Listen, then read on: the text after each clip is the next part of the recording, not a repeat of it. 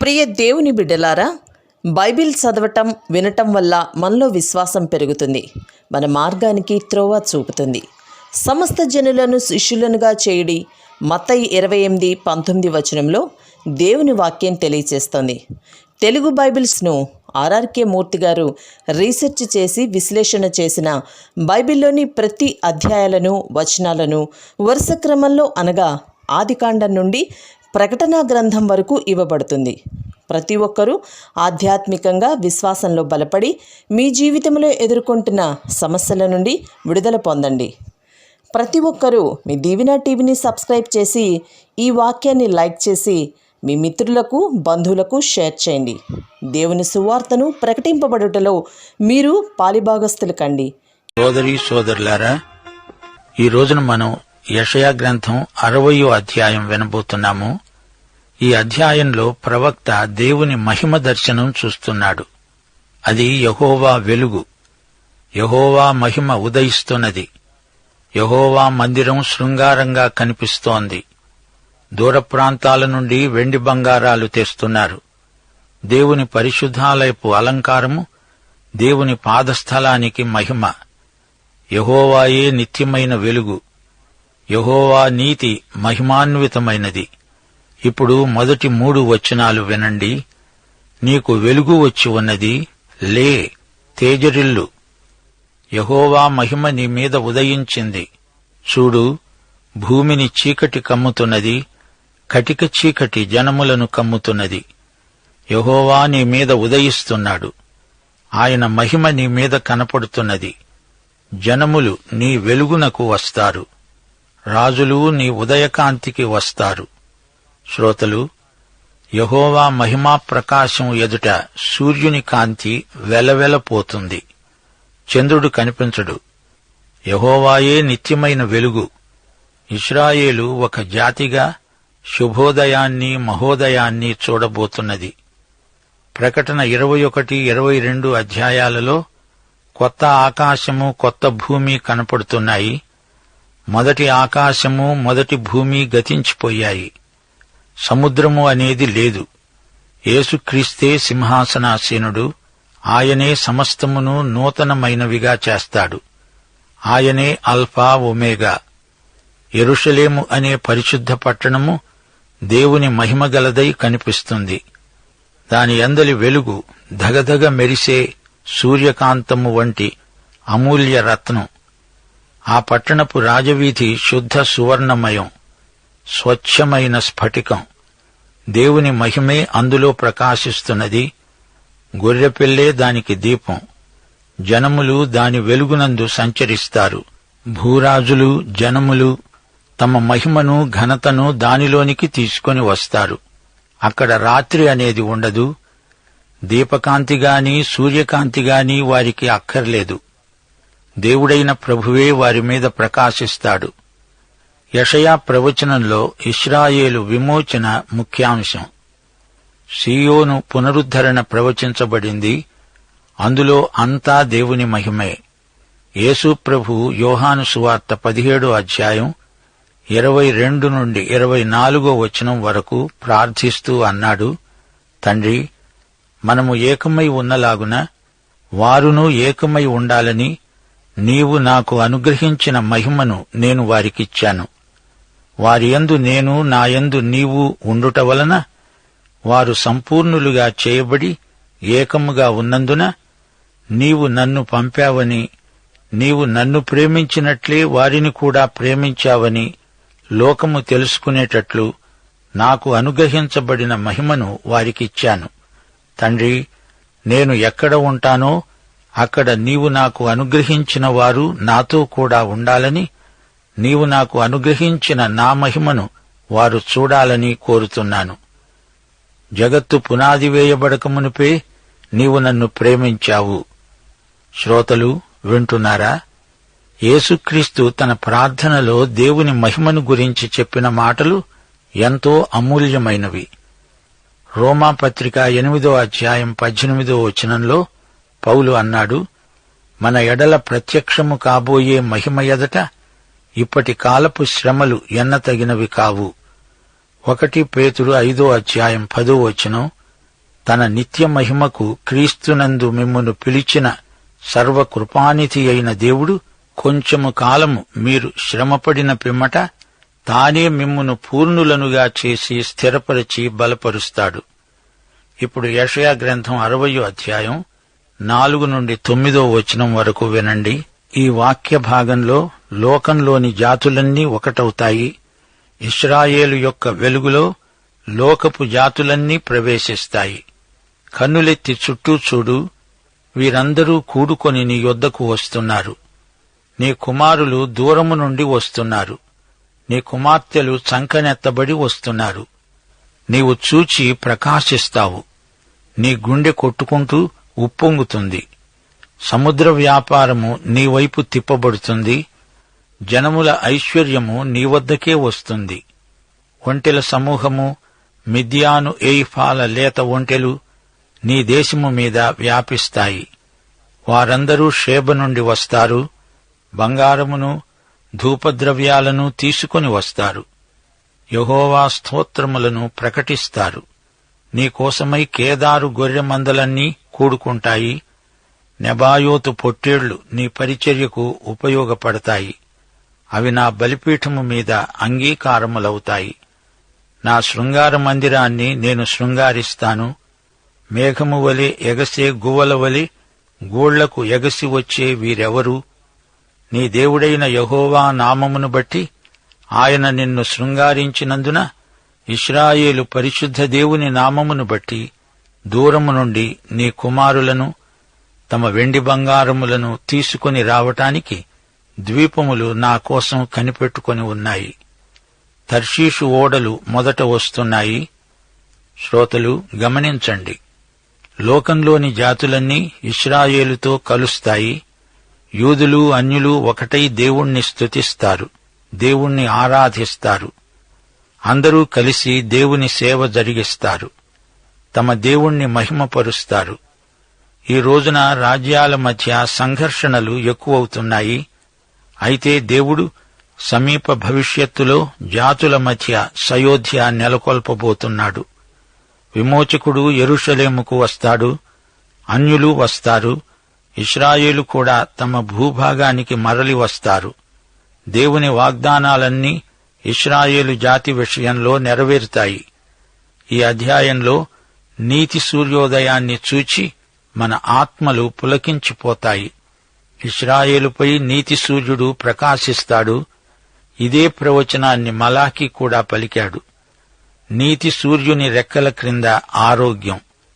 గాఢాంధకారంలో నడిరేయులో నీతి సూర్యుని ప్రత్యక్షం. ఆ రోజున ఇశ్రాయేలు జాతి దేవుని మహిమను ప్రతిఫలిస్తుంది. అంతకు ముందే దేవుని ప్రియ సంఘం ఎత్తబడి ఉంటుంది. ప్రవచనాలను మనం పూర్తిగా నమ్ముతున్నాము. యెషయా 53వ అధ్యాయంలో శిలువ మీది యేసును గురించిన ప్రవచనం, ఆ తరువాతి అధ్యాయాలన్నిటిలో యెహోవా మహిమను గురించిన ప్రవచనాలున్నాయి. దేవుని కృపామహిమలు మనం ఆత్మనేత్రాలతో ప్రవచనాలలో చూడగలగాలి. ఇది కృప, ధర్మశాస్త్రం కాదు. దేవుని ధర్మశాస్త్రంలో ప్రేమ అంతర్లీనమై ఉన్నట్లే దేవుని ప్రేమలో ధర్మశాస్త్రం నిక్షిప్తమై ఉన్నది. 60వ అధ్యాయమంతా 1000 ఏండ్ల పరిపాలనను గురించిన దర్శనమే కానవస్తోంది. 59వ అధ్యాయంలో విమోచకుడు సీయోనుకు వస్తాడని చెప్పబడింది. 60వ అధ్యాయంలో విమోచకుడు వచ్చాడు. దేవుని ప్రవచనాలలో జరగబోయే సంగతులు జరిగినట్లే ప్రకటించబడతాయి. ప్రవచనమంతా చరిత్రగా మారుతుంది. లే, తేజరిల్లు, వెలుగు నీకు వచ్చింది, యెహోవా మహిమ నీ మీద ఉదయించింది. జరగబోయేది జరిగినట్టే ప్రవక్త ప్రకటిస్తున్నాడు. దేవుడు చరిత్రను ప్రవచనమనే మూసలో పోస్తాడు. మలాకి గ్రంథం 4వ అధ్యాయం 2వ వచనం, నా నామమందు భయభక్తులు గలవారైన మీకు నీతి సూర్యుడు ఉదయిస్తాడు, అతని రెక్కలు ఆరోగ్యము కలుగజేస్తాయి. యేసుక్రీస్తే లోకానికి వెలుగు.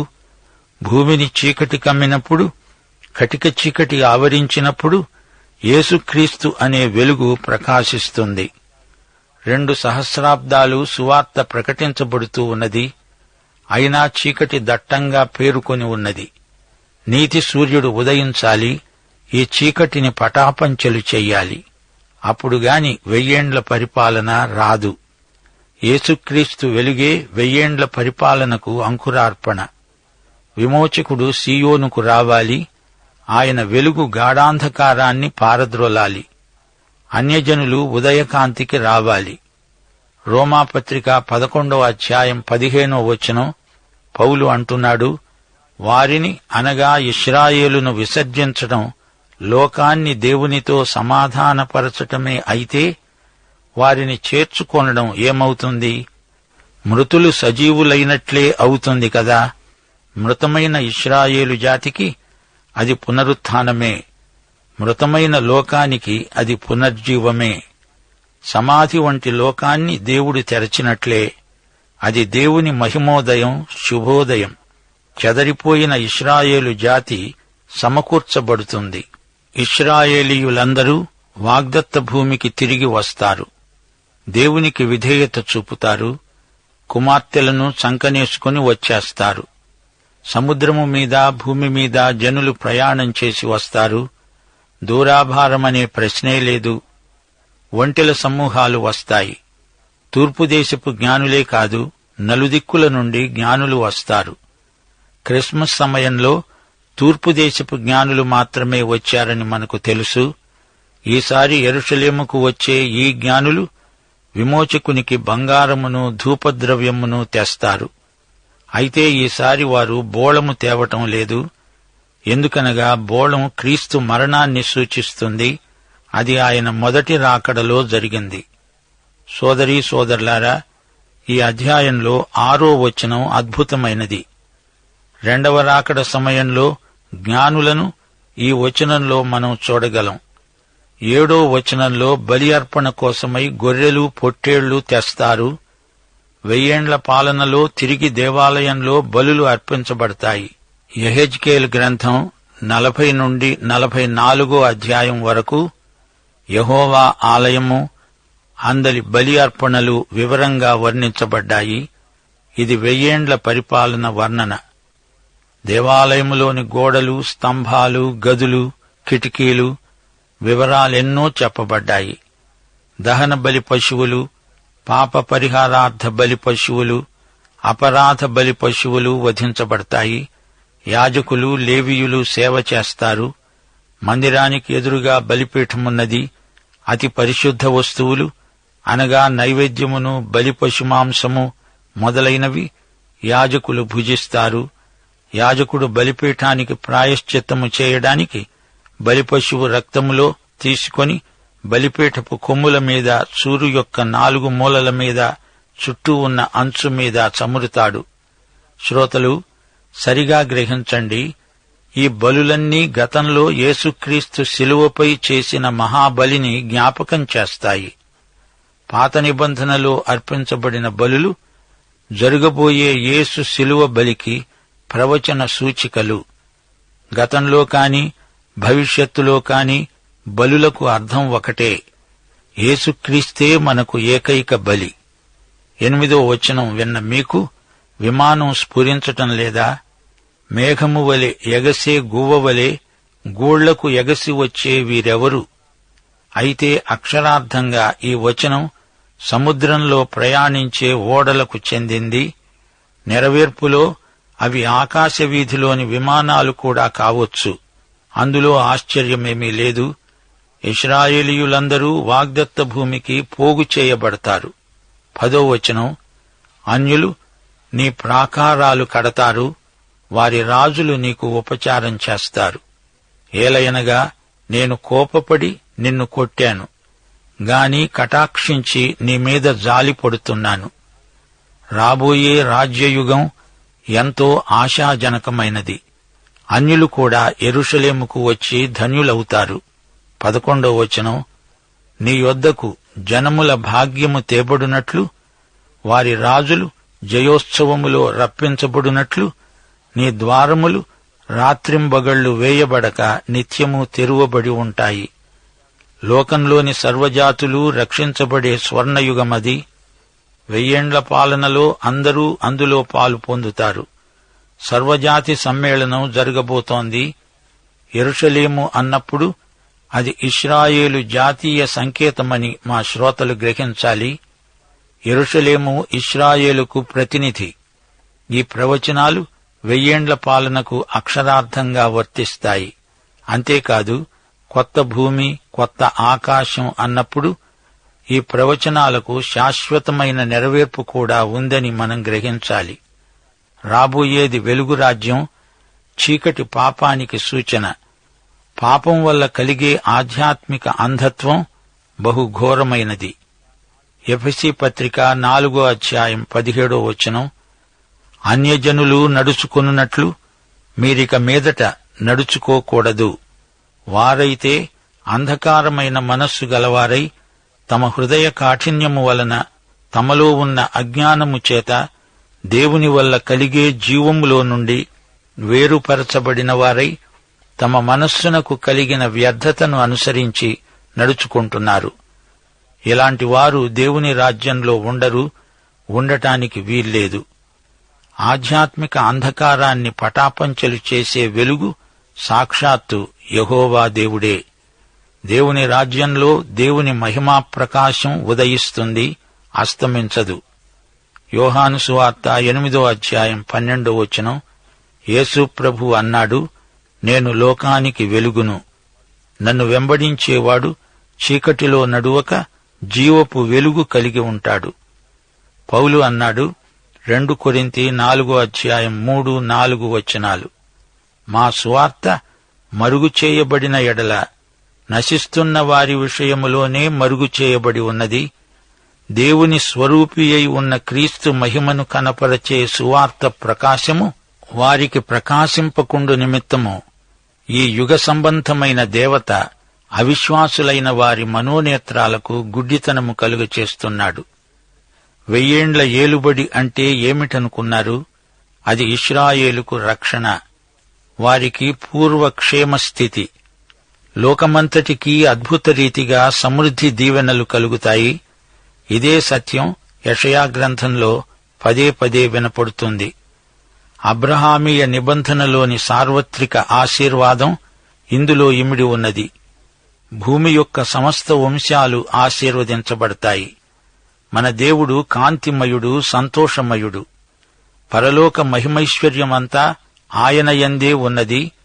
6వ వచనంలో మిద్యాను నుండి, ఎయిఫా నుండి ఒంటెల గుంపులు రావటం చూచారా?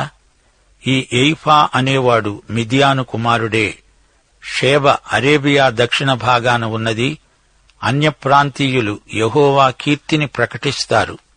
అనగా ఆ జాతిలో సంపూర్ణమైన పరివర్తన వస్తుంది అని ప్రవచనం.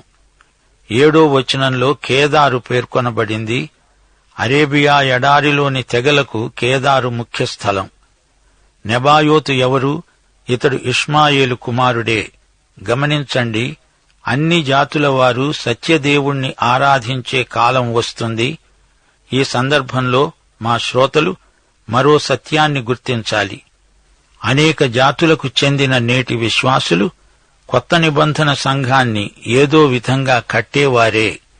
1 కొరింథీ 3వ అధ్యాయం 10 నుండి 13వ వచనం వరకు పౌలు అంటున్నాడు, దేవుడు నాకు అనుగ్రహించిన కృప చొప్పున నేను నేర్పరి అయిన శిల్పకారుని వలె పునాది వేశాను, మరి ఒకడు దానిమీద కడుతున్నాడు.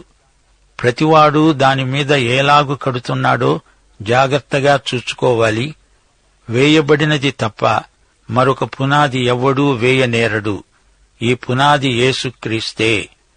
ఎవడైనా ఈ పునాది మీద బంగారము, వెండి, వెలగల రాళ్లు, కర్ర, గడ్డి, కొయ్యకాలు మొదలైన వాటితో కట్టిన ఎడల వాని పని కనపడుతుంది. ఆ దినము దానిని తేటపరుస్తుంది. అది అగ్నిచేత బయలుపరచబడుతుంది. వాని పని ఎలాంటిదో దానిని అగ్నే పరీక్షిస్తుంది. దేవుని సంఘం ఇప్పుడు నిర్మాణ దశలో ఉంది. ఎఫెసీ పత్రిక 2వ అధ్యాయం 22వ వచనం, ప్రభువునందు మీరు కూడా ఆత్మ మూలముగా దేవునికి నివాస స్థలమై ఉండడానికి కట్టబడుతున్నారు. అయితే ఈ అధ్యాయమందలి యెషయా ప్రవచనాలు ఇశ్రాయేలుకు ప్రతినిధిగా ఉన్న యెరూషలేమును ఉద్దేశించి రాయబడినవి. దేవుడు తన ప్రజలపై కోపంతో చెయ్యి చేసుకున్నా ఆయనెంతో జాలిగలవాడు. దేవుడు తన ప్రజలను క్రమశిక్షణలో ఉంచుతాడు, అయితే తన ప్రజలను తిరిగి చేర్చుకుంటాడు. వారు గుణపడాలని దేవుడు వారిని తాత్కాలికంగా శిక్షిస్తాడు. ప్రియశ్రోతలు, మనం నేటి పాఠంలో 60వ అధ్యాయం 11వ వచనం వరకు వచ్చాము. పాఠంలోని ముఖ్యాంశాలను జ్ఞాపకముంచుకోండి. 1. ఇశ్రాయేలు పశ్చాత్తాపము కొరకైన పిలుపు. 2. యాకోబు వంశీకుల పాపాలు బహిర్గతం చేయబడినవి. 3. ఇశ్రాయేలు ఒప్పుకోలు. 4. ప్రభువు స్వయంగా యెరూషలేముకు వేంచేస్తాడు. 5. విమోచకుడు సియోనులో నుండి శత్రు సంహారం చేస్తాడు. 6. ఇశ్రాయేలు తిరిగి లేచి తేజరిల్లుతుంది. తుట్టతుదకు చీకటితో నిండిన లోకంలో యేసుక్రీస్తు వెలుగు ప్రసరిస్తుంది. అన్యులు ఈ వెలుగు చేత ఆకర్షించబడతారు. అలాగే యూదులలో గొప్ప పరివర్తన వస్తుంది. లోకవ్యాప్తంగా జాతులన్నిటిలో నైతిక ఆధ్యాత్మిక పరివర్తన కలుగుతుంది. లోకంలోని సమస్త ఐశ్వర్యాన్ని యెరూషలేముకు తెస్తారు. సోదరీ సోదరులారా, ఈ రోజున మనం నిరుత్సాహపడనక్కర్లేదు. లోకంలో ప్రతి ఒక్కని మోకాలు ప్రభు ఎదుట వంగే కాలం వస్తుంది. ప్రతి నాలుక ఆ రోజున ఆయనే ప్రభు అని ఒప్పుకొనే ఘడియ వస్తుంది. ఆయనే సత్య ఏకదేవుడని అందరూ గుర్తిస్తారు. ఇదే ఈ పాఠంలోని సందేశం. పాఠం ఇంతటితో సమాప్తం. దైవాశీస్సులు. ఆమేన్.